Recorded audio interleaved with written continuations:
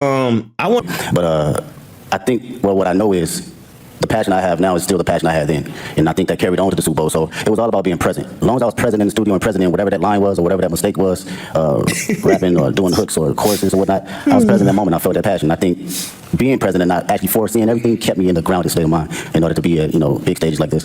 I think we felt that presence and that focus in your work for the past 15 years. Like Ebro said, going all the way back to projects like Overly Dedicated. And so seeing you perform with Dr. Dre at the halftime show 3 years ago. hey, why you ain't saying what's up to Nadeska? Oh, you's a hater. Look at him being just. Now you should be like, hey, what's up? Hey, what's up, Nadeska? It's a long time. I ain't see you. Why he ain't say hi to Nadeska? Oh, hating ass nigga. This nigga jealous because he in his trapped in his closet and shit, and they outside. They could roll around. They doing E-Deska, Nadeska, whatever the fuck. Y'all know. I can't say nobody goddamn name. Y'all know who she is. She was on the Everyday Struggle with him, whoever her name is. How come he ain't say, hey, what's up? How you doing? Hey, it's nice to see you. Man, how come you ain't give us a story? Like, this is one of those moments like, oh, man, it's good to see that she's doing good. She's doing an interview. Dang, he ain't saying nothing. He on his phone acting like he don't see her and shit. Boy, this nigga hating. This nigga on his phone. And see, like, this is what, hey, Nadeska, Neska, whatever her name is. Man, it's so good to see that she's doing good, chat. I remember when we were on the show together, like this is one of those times where you bring up a good moment that y'all had. He ain't even doing nothing. He just act like he don't see her. Hating ass nigga. We already felt like that was the most hip-hop, beautiful halftime show ever. And now for you to come back and be the first solo hip-hop artist to headline, how does it feel? Yeah, that's a little bit nervous, I could tell. But it's a big stage, I get it. So the one thing he says is that she's nervous. Hating ass nigga. He didn't say nothing positive. The only thing he said about Nadeska, oh, she a little nervous. She a little nervous. Yeah, hating ass bitch. The artist to hit that milestone and, just your thoughts on what that means about hip hop's progression and impact over the years. But that shit, it made me think about like the grind of it. A lot of people don't see like the story before the glory, man. That shit's like I'm posting a shuffling out your mixtapes and going to neighborhoods and parties and performing there, hole in the wall spots. It reminds me of the essence and the core response of rap and hip hop and how far it can go. So for me, that should mean everything because it puts the culture on the forefront where it needs to be and not minimized to just a catchy song or verse. This is a true art form. So to represent it on this type of stage is like everything that I've worked for and everything. Now, let me ask y'all a question, chat. Do y'all think it is selling out if, he code switches or he kind of does a PG type of interview, no pun intended, because, this might not be the avenue to speak about, certain stuff that you might speak about with a big boy, or I know he's talking on the desk in Ebro, but, this might not be the place and the stage that you have that conversation with. You're in front of a lot of sponsors, or do you think that's fake for him to change his tone? Man, shut the God, you over there talking about D-Rod and you D-sucking. Take Drake's dick out of your mouth. This is the Super Bowl, man. This is about him and doing his thing. We're not worried about no Drake. This is Apple Music halftime show. This is why you're in the house watching while Nadeska is interviewing. You over there drinking Red Bull. It's Red Bull and rum. And they outside having a good time. They in New Orleans turning up. You trapped in the basement. You on the outside looking in when you should have been you should have been over there. Why you the biggest name in hip hop? Why you not doing the interviews and down there in New Orleans and doing interviews with rappers and stuff like that? How come you ain't doing nothing like that? Since you the number one hip hop journalism, whatever the fuck it is. Because he's in front of these corporate people and, the biggest brands are going to be here. That's who are watching him here. This is why they're doing an interview. Like this press conference, like you got to imagine NFL is selling Super Bowl or whatever, ABC probably broadcasting. They're selling ads at like probably $3 million for 30 seconds. So they need the person who's going to be headlining 20 minutes of the fucking thing to kind of speak to the people who are going to be buying ads. Let them know that it's a good idea to have an ad right before you get on stage or right after. These are big money plays. So, you know, anytime you see these things, they're always talking to advertisers, right? It's a way to get money. It's not for fans. So is it a problem that he dumbs it down because he's talking to sponsors and people who are spending money? Or do you think, nah, it's Kung Fu Kenny, he's supposed to be the realist, he's not supposed to dumb it down ever? You tell me. What the hell are you talking about? This is the type of interview I expected from him. Him expressing the artistic side of what he does. What are you talking about? This is what I predicted of Kendrick. He just trying to make something out of nothing. Thing that I believe in as far as the culture. Like, I live and die by it. This shit done changed my whole family life. So I don't take it for granted at all as far as the art form, you know?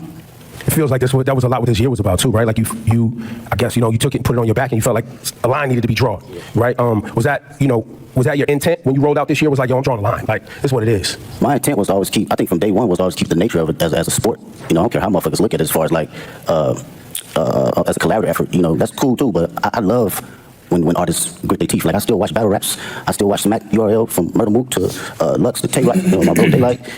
This has always been the core definition of who I am, and it's been that way since day one. So I don't think it was a thing for this year. It was always. Yo, Ak is a hater, boy.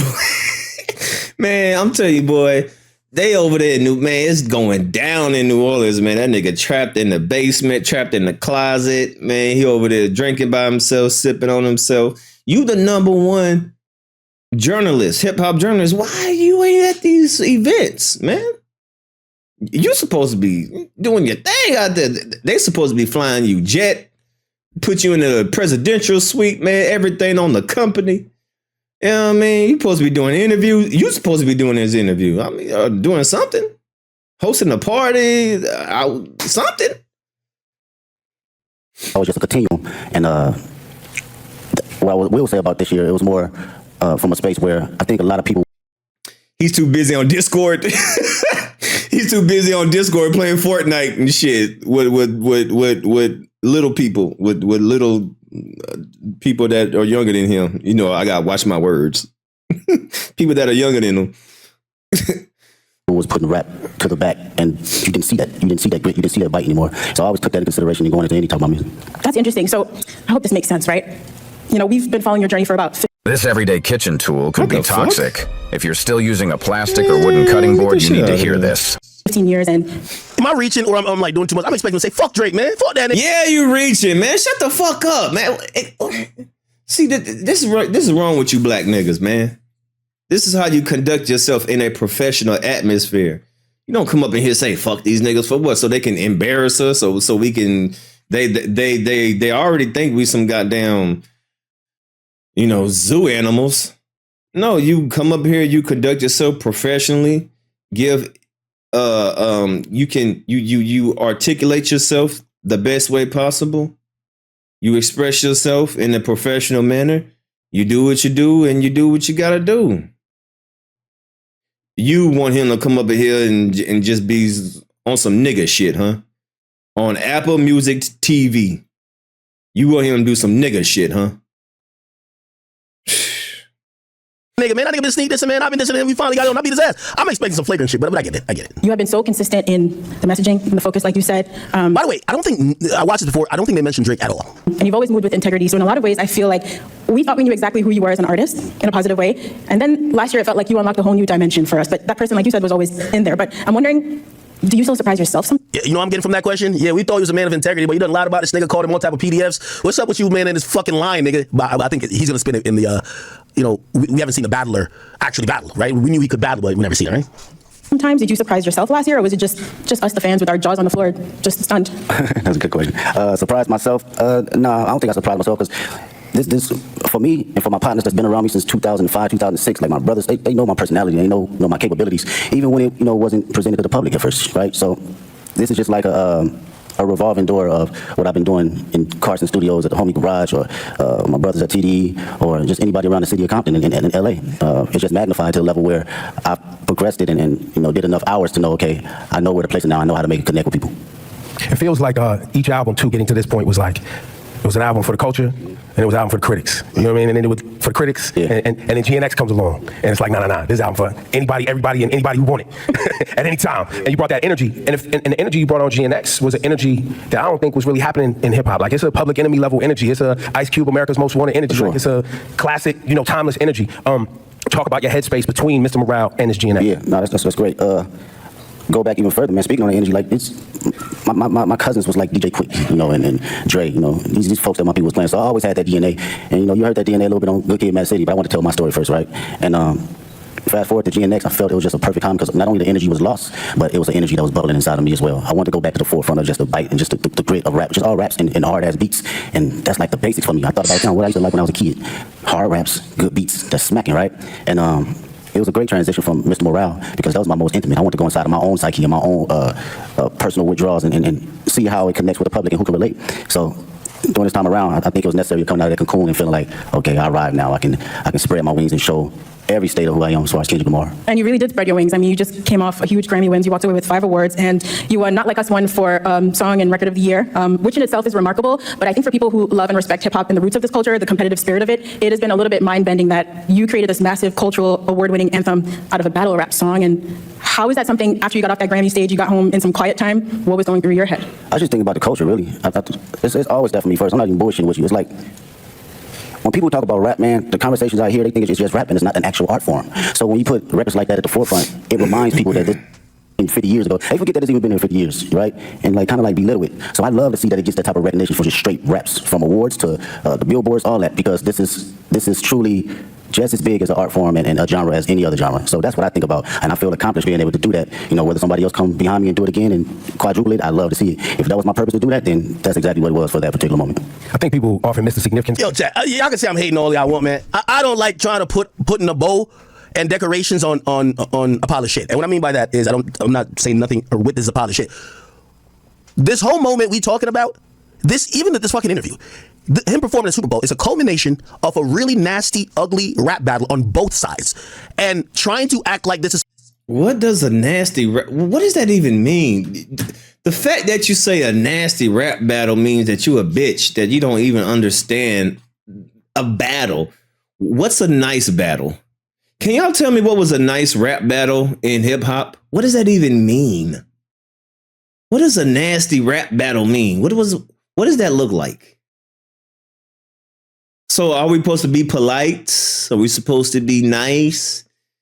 Are we supposed to be, caring of the other person's feelings? Are we supposed to,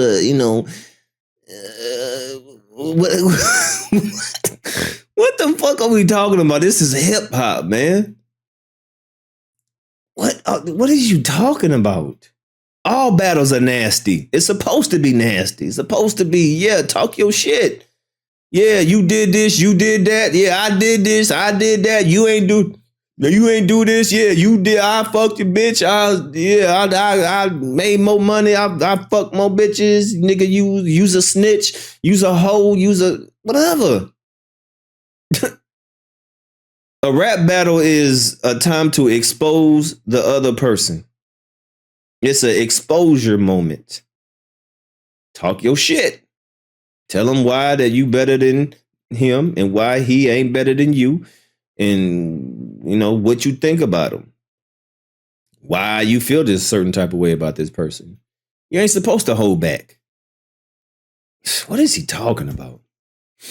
Some divine art moment that was no. This was a nasty. Exactly. A diss is disrespect. Man, I hate this new world we living in, man. So now they want a nice disrespect. Do you know a diss song? Do you know what the word diss means? Disrespectful. It's a disrespectful song. You want a nice disrespectful song? Man, fuck out of here, man. Shit don't even make sense. Nasty knock him down, drag him out style battle that the biggest battle ever that led up to this moment happening. That's why I don't like us putting sprinkles on shit. Like, nah, this was a nasty war. Nasty. And again, both sides. But us acting like this is some ultimate art shit, I'm like, okay, fine. It is. The way that Kendrick executed this was a work of art. I mean, they should study this in colleges. The way that Kendrick executed this, the way that he led this up, that was something of greatness. Definitely an art form. That's why Drake lost, because he didn't understand the art form, the strategic battle moves that Kendrick Lamar made. Drake just thought he can just go out here, just play. No, man, Kendrick was on his playing chess while Drake was playing checkers. I'll go with it. So that Record and Song of the Year award, because that Song of the Year award is a songwriter's award. Like, it's not just the biggest song. It's like someone wrote a song. And you as a songwriter, when you see your name up there and it's written by Kendrick, and that's it. Yeah, you that's hating. powerful. And I think to what you're saying, I think there's a lot of people who have become fans of hip hop. And they you like the songs you hear and know, but you're not actually tapped into the work that it takes for you to generate the output, the art. Exactly, man. As a writer, and that's what I can appreciate the most. And knowing how much time I dedicated over the years and just trial and error, writing the most terrible shit to some of the greatest shit. We all do it, from writer's block to figuring out how to find inspiration from the most non-popular aspects around me. So it's like, knowing that trial and knowing what I put in as far as my thinking process and what it takes to get there, I do not look at it as a small endeavor because it's a hit record. No, it's actually some writing in that shit. Whether it connect with you on a spiritual level, whether it connect with you on a comedic level, whether it connect with you just on a personal dynamic. It's still from a writer's point of view. Yeah, you are an incredible writer. There are songs on GNX like Reincarnated. I didn't know what to do with that song for the first few times I heard of it, just trying to figure out where you possibly came up with inspiration for a record like that. Like, when you're working on those songs, are you going through multiple versions until the right thing comes to you? It's hard to fathom, I guess is what I'm saying. Yeah, well, records like that, first off, shout out to Tupac. That's just number one. That was always one of my favorite records from him and Outlaws. Well, records like that, it's always going into my mind of like, what if, right? And crafting out my what if ideas to the masses. So when I think about concepts and I think about what I actually believe and what I feel, I just go through a breakdown as if I'm reading a book, and how I want people to hear this from a book sequence. So my initial process is, okay, how can I open them up to the story, and how can I drive them to the ending point to make them feel truly exactly what I'm trying to convey, whether they take their own perspective from it or they take mine. I just want you to feel it first. The writing is there, now it's up to me to perform it to where you can feel it. Yo, give it up for this guy, Kendrick Lamar. Y'all too quiet, man. This guy, this guy doesn't sit down and do this too often, so this is a very special conversation. We appreciate you, bro. I really do. And shout to Sister too, because you guys are making history right now. And you've seen her from her humble beginnings like she's seen you from your humble beginnings. You've watched her find success, and now y'all sharing the stage at the Super Bowl. Got this humongous tour that's rolling out next year. Talk about this moment in both of y'all's career. Have you guys had a chance to even see each other in this moment and be like, yo, like? We haven't even had a chance to crash out about it because everything's been moving fast, like far as production and rehearsals and stuff. So we speak, but we haven't really got a chance to settle into the moment. For me personally, watching her. I'll be honest though, I have wondered how Kendrick is processing all of this moment. I'm being honest with you. I'm giving some fair critique now, or not critique, but like actually praise. I definitely think in the last 8-9 months, there's a few years that I've seen any artist on this much of a run. If I'm just thinking, and it's bigger than just musically, because it was musically, there's a few that come to mind. 2003, when that first year for 50, that shit it felt like thing after thing, just win after win. 2007, Wayne, but that's mostly musically. 2018, I want to say 2018 or 2016, Drake. 2018 or 2016. Yeah, I don't think there's no moment from 20. Yeah, I think the last would have been like 2018 Drake, maybe. Where like we had like a run of maybe a year where this guy's just knocking everything out of the fucking park. And I definitely got to say Kendrick has one of those. Except I'm not gonna lie, there's a lot of like a Super Bowl win, or not win, a Super Bowl halftime performance show. Grammy wins, he swept everything. This might be the best run ever, honestly. Might just once you go outside of music, when you think about the corporate opportunities and of course the accolades that are being represented to him. Don't be a hater all your life. Does that make sense? Best run of all time? 2020 Lil Baby? Okay, yeah, 2020 Lil Baby. 2020 Lil Baby. Man, Lil Baby, what? Yeah. Man, her career and where she's come from. Trying to compare Lil Baby to, man, don't sit your stupid ass. It's amazing to see. I get to finally see how certain individuals see me come up in the process, because I seen her day one coming in the studio and writing songs, throwing away songs, writing another song, throwing away songs. The songs is hard. And I understood that process, though. I wanted to be great. Even when people saying this is classic record, she's like, no, I'm gonna write another one. And I understood that and I seen it. So to see it now magnified is like, she always had it, man. She always had it. And I'm just honored to be next to it. Callaghan says, I wouldn't be surprised if Bro got a Grammy for this interview. He said this level of glaze is astronomical. By the way, also, chat, what I'm going to do is I'm going to, like a certain part of the stream, I'm going to put it on members only. So if you're a member, I'm realizing I have to give you guys enough perks. If you're a member, I'm going to turn both YouTube streams to member only mode that I could read what you guys are saying, all right? Even though I think you already put the badge right next to your name. The talent. I just you watch both it worked on. really hard I to be watch here it at this on moment. And motherfucking on Part Rumble, it's really bitch. amazing to hear you detail that journey for old and new fans. You know, coming up through the ranks at TDE and now launching your own agency, PG Lang. So Fuck your performing at the Super Bowl membership. halftime show is very much, you know, us as fans getting to celebrate you and this beautiful musical legacy. But also now you're stepping out as an entrepreneur. What has it been like to build your own business and to also showcase some of that creativity from your agency on this platform? Oh man, I love the process. Shout out to PG Lane. Make some noise for PG Lane. Yeah, that's my team, man. It's 30 incredible individuals, 5 extraordinary executives that work day in, day out to make sure we are doing something that will long live the culture. You know, from a music. Did he say 30 or sturdy? There's 30 people that work at PG Lang? Who are the executives at PG Lang? Let me see. Why Executives PG Lang. Why are you worried about that? Shut up, man. Get back to them interview. Nosy bitch. Press conference, right? I think we wanted some obvious answers, but do we have any examples of other interviews like this in the past? Apparently this is... The bulk store is one of my favorite places. This one may come as a surprise because it doesn't. contractual. So you have to do this interview, right? Being on calls and, dummy. you know, formulating business ideas and ventures outside of The my biggest usual normal moment in challenges. hip-hop, And duh. I can't wait to see what happens next. I know what's gonna happen next. It's called promotion, I think for the audience duh. too, you know, and anybody watching around the world, the PG Lang thing is, you know, I think people see you as an artist and someone who makes music. But I don't know if you want to share it today, but the level of detail that you yourself, along with Dave and shout out to the whole PG Lang thing, but y'all as friends that came up together, you in the edits. Like what we're gonna see on Sunday is a PG Lang production. Yes, that's all PG Lane. That is us sitting day in, day out, from the edits, the production, the stage design, the music, sound tech. It's everything across the board, and it takes a lot of work. It takes a lot of creative individuals. I can't sit here and say it's all me, because these are people that are just as passionate and want to see He's the us mo. win, but also want Probably to put out so. something that lives a long, long time. I wouldn't be surprised. With Dave's creative mind, is just, he's insane, man. That dude is like Basquiat in so many different fashions. You know, you can clearly pick his brain about anything, and he'll give you an answer right down the middle to help you decide for yourself. So that's something I can always appreciate. Yeah, I'd say with all of your powers combined, y'all are really diabolical. Hey, salute to the... Gee, I'm not even paying attention to the number. Salute to the 615 people in this motherfucker! Hey, if we can get up... Hey, if we can get up to 400 likes, I'll take a shot. I'll take a goddamn shot right now if we can get to 400 likes. I don't even see, man. I don't even be paying attention, man. I be seeing y'all in the chat. I don't be paying attention to the numbers, man. But I appreciate y'all coming through, man. We got 610 people up in this thing.